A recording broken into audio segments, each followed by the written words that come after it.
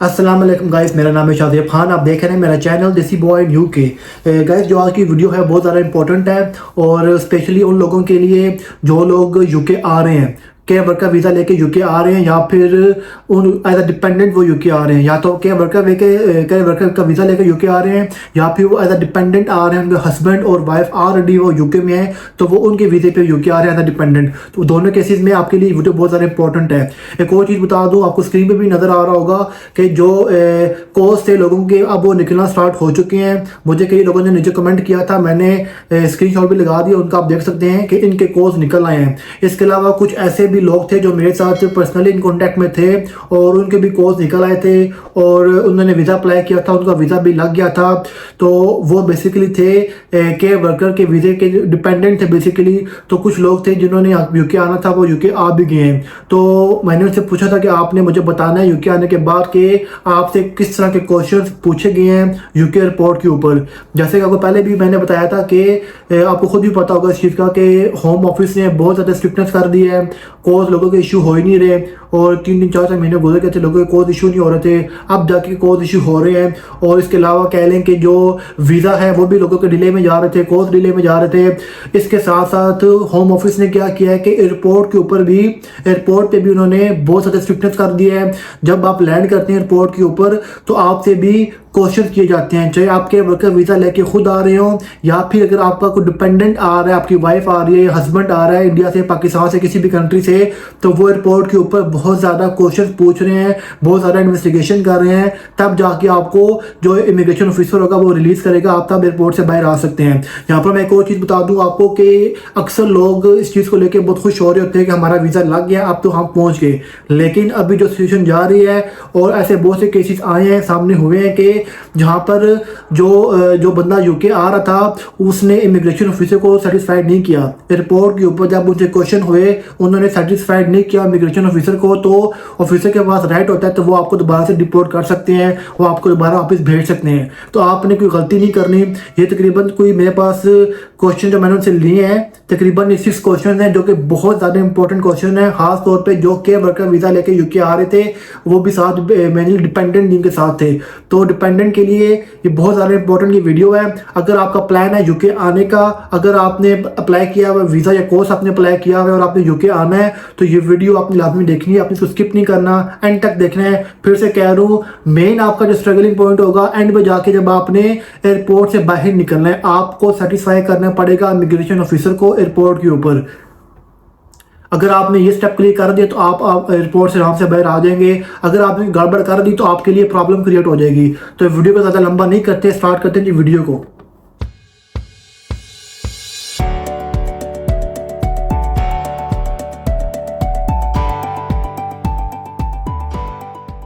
तो पहला जो क्वेश्चन था उन्होंने पूछा से कि what kind of work your husband do.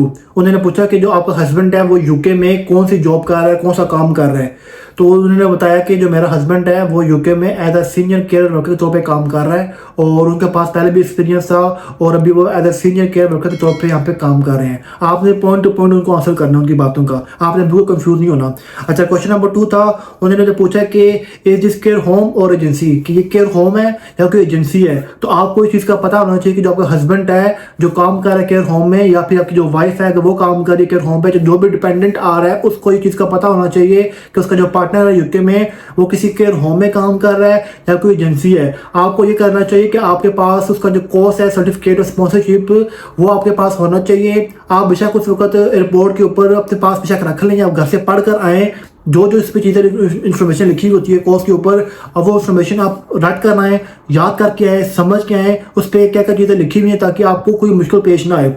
अच्छा, थर्ड क्वेश्चन था what is your husband full name. अब यहाँ पर मैं आपको बता दूँ कि फुल नेम कुछ लोगों को नहीं पता था। अक्सर केस यहाँ पे सामने आए हैं कि जो डिपेंडेंट आ रहे थे वो फेक डिपेंडेंट थे, वो फेक डिपेंडेंट बन के आते हैं। मैंने कुछ अर्से पहले एक वीडियो भी अपलोड की थी इसके बारे में, पूरी तफसील के साथ मैंने बताया था कि वो एक बंदा था पाकिस्तानी जो 2 नंबरियाँ कर रहा था ऐसे, और डिपेंडेंट को भेज रहा था यूके, और उससे बहुत सारे तकरीबन 25 से 30 उसने फेक डिपेंडेंट उसने भेजे थे यूके में। तो बाद में आखिरकार वो पकड़ा गया।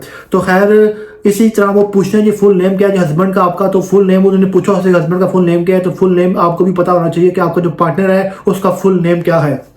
इसके अलावा उन्होंने उसके पूछा कि डेट ऑफ बर्थ क्या है। तो डेट ऑफ बर्थ, कुछ लोगों की डेट ऑफ बर्थ ऑफिशियली और होती है और जो वो रियल होती है वो और होती है। तो आपको जो ऑफिशियली है सॉरी, तो जो ऑफिशियली है वो आपको पता होना चाहिए, क्योंकि वो डॉक्यूमेंट के बेस पे चलते हैं। जो डॉक्यूमेंट में जो लिखी हुई है डेट ऑफ बर्थ, आपने उनको ये नहीं बोलना उसकी रियल और थी ऑफिशियली और है, आपने कुछ भी नहीं बोलना।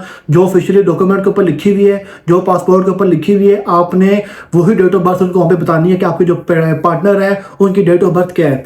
अच्छा, इसके अलावा वो आपसे पूछ सकते हैं, जो उन्होंने से पूछा था कि what is job location of your husband, कि जो हस्बैंड है आपके उनकी जॉब लोकेशन क्या है। यहाँ पर आपको मैं चीज़ बता दूं कि यूके में जो एड्रेसेस होते हैं वो कह लें कि आपको उनका पोस्ट कोड लाजमी आना चाहिए, क्योंकि पोस्ट कोड के जरिए ही एड्रेस फाउंड यहाँ पे होते हैं। तो आपको पोस्ट कोड लाजमी पता होना चाहिए, फिर उसके अलावा प्रॉपर जो पूरा एड्रेस है वो पता होना चाहिए आपको। तो उन्होंने पूछा कि जो आपकी जॉब लोकेशन है हस्बैंड की वो किस तरफ है, वो सिटी भी पूछ सकते हैं किस, वो तो सारी बातें पूछेंगे लोकेशन की तरह, तो आपको पता होना चाहिए कौन सी सिटी में है, कौन से एरिया में है। आप सिर्फ उनको वो पोस्ट कोड यानी कि ये वाला पोस्ट कोड है और ये उसका एड्रेस है, इतना काफ़ी है। इसके अलावा उन्होंने पूछा कि do you know where are you going, वो बेसिकली पूछते हैं कि आप किधर जा रही हैं, लाइक आपको कोई लेने के लिए आ गया। वो कुछ सिमिलर क्वेश्चन हो सकते हैं, मैं ये नहीं कह रहा कि सेम टू सेम यही क्वेश्चन वो रिपीट करेंगे, उनके पास लिखे होंगे, सिमिलर क्वेश्चन होंगे, लेकिन पूछना वो यही चाह रहे होंगे आपसे।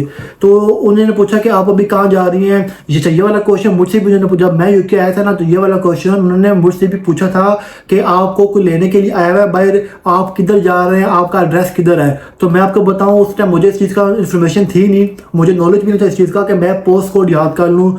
मुझे सिर्फ सिटी का नाम याद था कि मेरे सिटी में मैंने जाना है, इसके अलावा मुझे और कुछ भी याद नहीं था। लाइक मुझे पता ही नहीं था कि यार कौन से मैं जो सा ना सिटी में कौन से एरिया में जा रहा हूँ, क्या पोस्ट कोड है। तो मैं यहाँ पे आकर थोड़ा सा कंफ्यूज हो गया था। मैंने कहा था मुझे पता नहीं है कि जो सा है पोस्ट कोड क्या है या प्रॉपर एड्रेस मुझे पता नहीं है, सिटी मुझे पता है। और मैंने बोला था मेरी जो फैमिली है वो बाहर खड़ी हुई है, वो मुझे पिक कर लेंगे।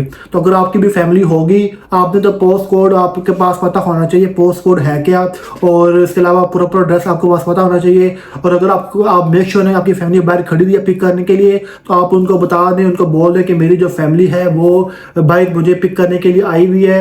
और क्योंकि आपने झूठ वहाँ पे नहीं बोलना, वो आप जाकर चेक भी कर सकते हैं कि क्या वाकई खड़ी हुई है कि नहीं खड़ी हुई आपको पिक करने के लिए। किसी जगह पे भी जाके, किसी पॉइंट पर जाके आपने उनसे कोई गलत बयानी नहीं करनी, आपने उनके साथ कोई चीटिंग नहीं करनी, आपने कोई झूठ नहीं बोलना। आपको जो चीज़ है सच सच आप उनको बता देनी है। मैं फिर से कह रहा हूँ, ये बड़ा ही क्रिटिकल स्टेज होता है कि जब तक आप वो क्लियर नहीं करेंगे तो वो आपके पासपोर्ट के ऊपर स्टैम्प लगा के आपको एयरपोर्ट से बाहर आने की परमिशन नहीं देगा। तो ये बड़ा ही क्रिटिकल स्टेज होता है। आप अक्सर लोग होते हैं वो कहते हैं बस हमारा वीज़ा लग गया, अब बस हम लोग पहुँच जाएंगे, अक्सर केसेस में होता है। लेकिन अभी पिछले कुछ महीनों में बहुत सारे सख्ती कर दी है होम ऑफिस ने। जैसे आपको पता है, मुझे बाबा कहने की ज़रूरत नहीं है कि जैसे लोगों के वीज़े नहीं लग रहे थे, लोगों के कोई इशू नहीं हो रहे थे, सेम ऐसे ही उन्होंने एयरपोर्ट के ऊपर भी बहुत सारे स्ट्रिक्टनेस कर दिए। तो आपने इन बातों का ख्याल रखना है। और एड्रेस का मैंने आपको बता दिया कि आपको पता होना चाहिए आप कौन सी जगह पे जाकर रहेंगे, क्या आपका एड्रेस होगा जहाँ पे आप जाकर स्टे कर रहे हैं, विद पोस्ट कोड आपको पता होना चाहिए। तो आपने दूसरा कोई गलत बयानी आपने नहीं करनी, कोई झूठ आपने नहीं बोलना। तो गाइस, ये थी आज की वीडियो थी, उम्मीद को तो पसंद आई होगी। अगर आपने चैनल को सब्सक्राइब नहीं किया तो कर दें, वीडियो को लाइक और शेयर कर दें, और कमेंट करके मुझे बताइएगा लाजमी कि कौन कौन लोग हैं जो यूके आ रहे हैं और किन किन लोगों का कोई इशू हो चुका है। अगर आपका कोई इशू हो चुका है तो मुझे बताइएगा, मैं आपका इंटरव्यू करूँगा ताकि आपसे इन्फॉर्मेशन लेके मैं बाकियों के साथ भी इन्फॉर्मेशन शेयर कर सकूँ। तो देखते रहिए मेरा चैनल देसी बॉय इन यूके।